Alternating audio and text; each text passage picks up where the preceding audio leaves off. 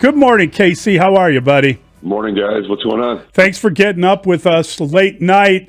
Certainly the Bulls putting it all together yet again. Every time you turn around, these guys are not only winning games this year, but they're taking turns leading each other in scoring, and they're getting multiple players in double figures. It's been one of the funnest starts to a season I can remember in a very long time.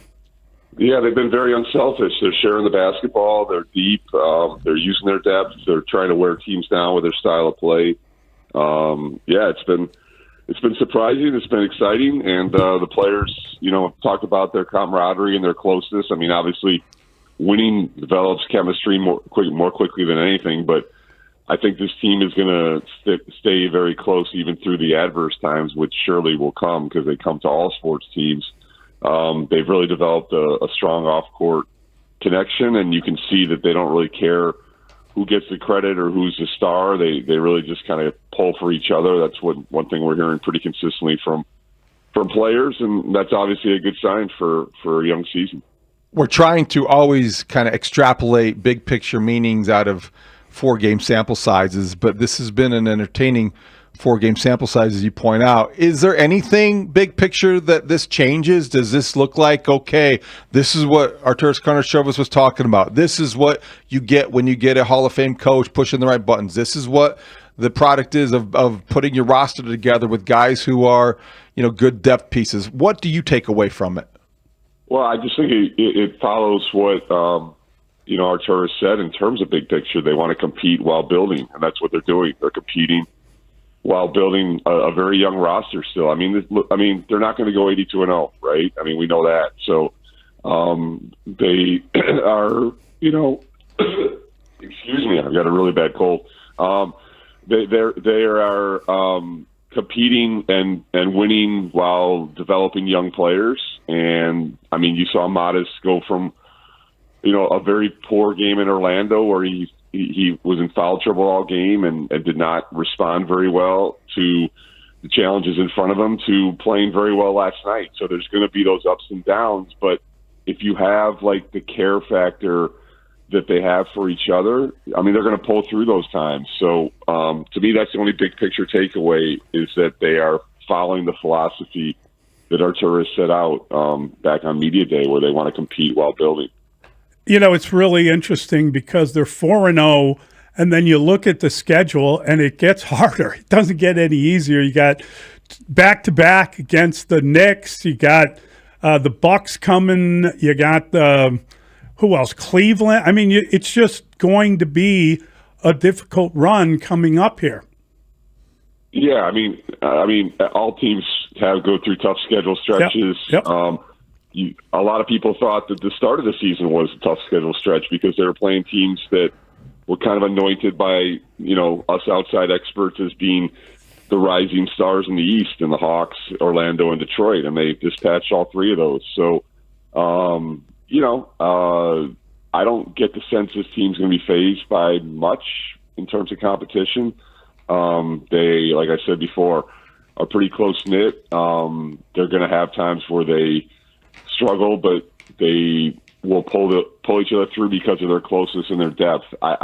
Again, they're going to lose some games. That's not a newsflash, right? But the fact that they are staying connected both on and off the court, I think, is going to be an entertaining style of basketball. You asked Matas a good question post game. He had come into the game, I think, shooting 2 of 12 of his previous 3-pointers. He hit 4 of 6.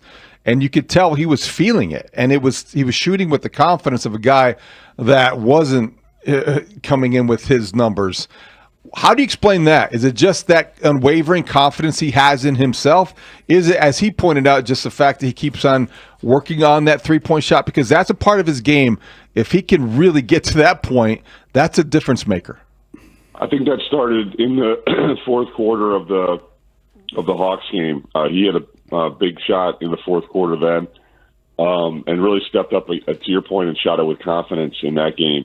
What I like about what Billy Donovan and Modest Buzelis are doing with his start is they're saying, look, the athletic plays, the shooting, that's the athletic talent and the skill that we've seen before.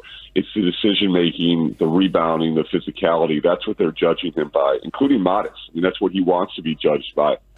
So in that regard, that's how he's going to grow as a player. That's how he's going to get better, because we know he can dunk. We know he can make threes. We know he's athletic.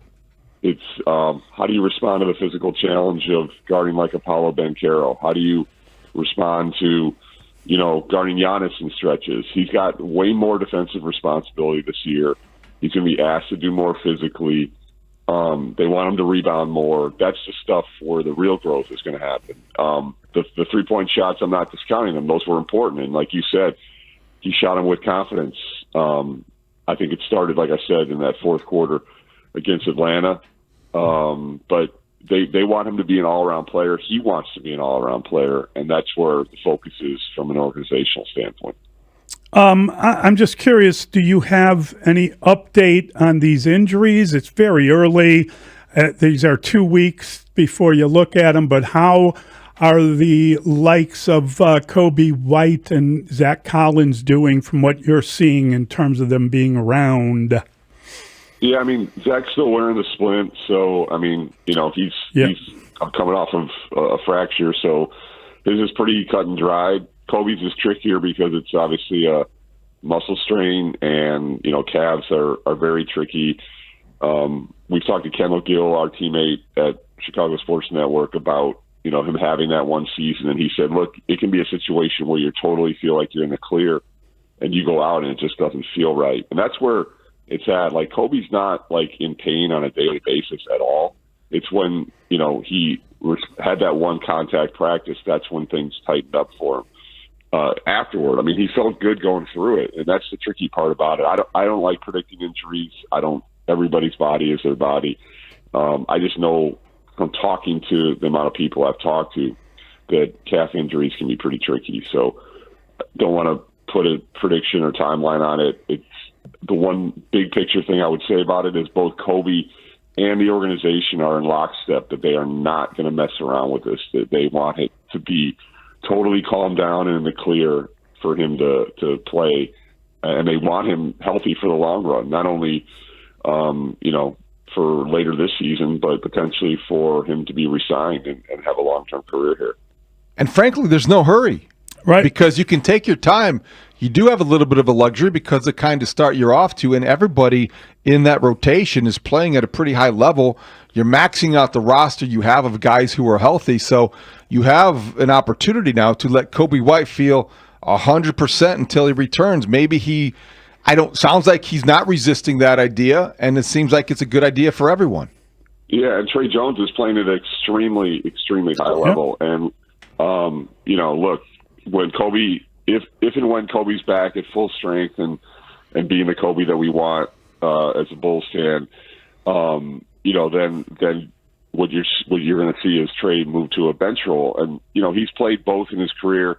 He's comfortable in both, but, he's probably one of the more impactful starters right now. His reads in the half court have been sublime. His defensive ability with steals have tied into the organization's desire to have more deflections. So he's playing at a very high level, and, that speaks again to the larger point about this team's going to need to sacrifice because they're very deep, and, at full strength, there's going to be people playing less minutes or out of the rotation completely. Billy Donovan's talked about mixing and matching that, and sometimes he might just be riding one guy, and then the next game he might not play at all. So that's going to be part of the sacrifice this team needs, and that goes back to that original point I made about the closeness, the chemistry, the players pulling for each other. I really see them handling that pretty well because that's going to happen at times this season.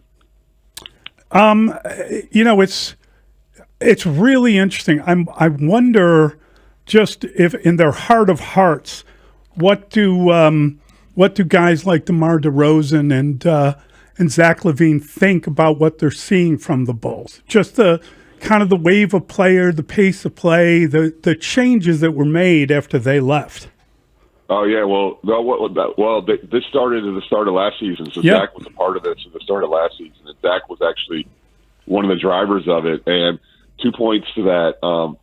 first of all, Zach talked very eloquent post-game about that and talked about how much of a fan he is and how much he's pulling for these guys. I mean, he's really close with a lot of guys. I've seen both those players came in the Bulls locker room post-game and just were talking to their guys. And then Billy Donovan made it a big point to point out how giving and sharing both Zach and DeMar were of the young players. I mean, DeMar, it was pretty legendary. He used to have all those guys out for his early morning workouts in Los Angeles in the off season. So, DeMar obviously doesn't play that style, but Zach does and can.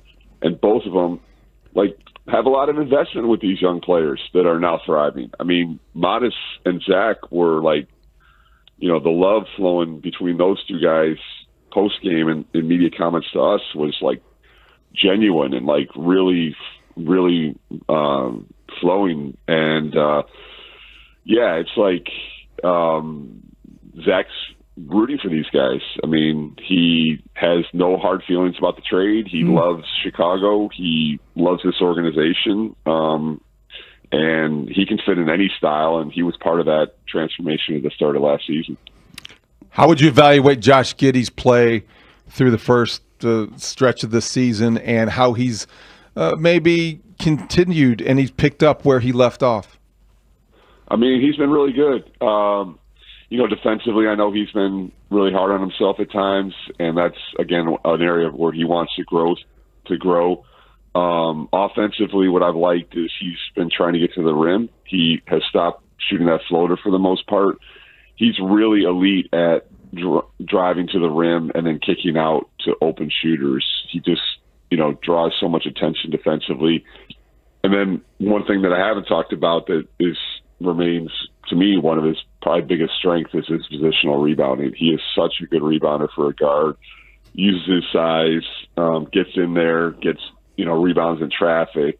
That's been big. So the big thing is just the comfort level you see from him. I mean, he's talked about just feeling so much more comfortable this year, with the contract behind him and knowing that he's going to be here for 4 years and not deferring as much, because when he's aggressive, he's at his best. And for the most part, that's what you've seen through 4 games. I'm curious, did the level of play that we've seen from Vooch, did it surprise you? Did you know that was coming? Will it change as the year grows on and he gets tired? He's been playing so well. They've been playing through him. He's the guy that looks like the triple-double machine. Yeah, he's been unbelievable, and he's had a lot of fun with us because, we were asking him a lot of questions during the preseason about his age, turning 35, year 15. Let's be real. He didn't play very well in the preseason, and we were asking him if he was going to be able to flip the switch. So he's been having some fun with us, kind of back on that level. The two things I would say about that are he had his best year as a Bull last season in his year 3 here, and he was one of the better players over the summer at Eurobasket. So I talked to him about it. He said, "Look, I was just using the preseason to get back in game shape because after Eurobasket and before training camp, I just took time off to heal my body, and I still worked on my body, but I didn't do any 5-on-5. And so he used training camp to do 5-on-5 and kind of get used to banging against bodies again, because he also took that off. But he is as devoted as a guy in terms of taking care of his body as there is on the team. And Billy Donovan tells us that, but younger players tell us that too. He's an example to them, how much he's in the weight room, maintenance, diet, sleep. He's always talking to young players about that. So, I mean, is he going to play at this level all season? I don't know. I do know he really takes a lot of pride in taking care of his body, and he doesn't miss games. I mean, he's doesn't miss practices. He just likes to play basketball. And, he's been huge for the Bulls so far. Great stuff. Really appreciate it, Casey. Thank you. Go sip some hot All tea. right, guys. Yeah, no kidding. Thanks, man. See ya.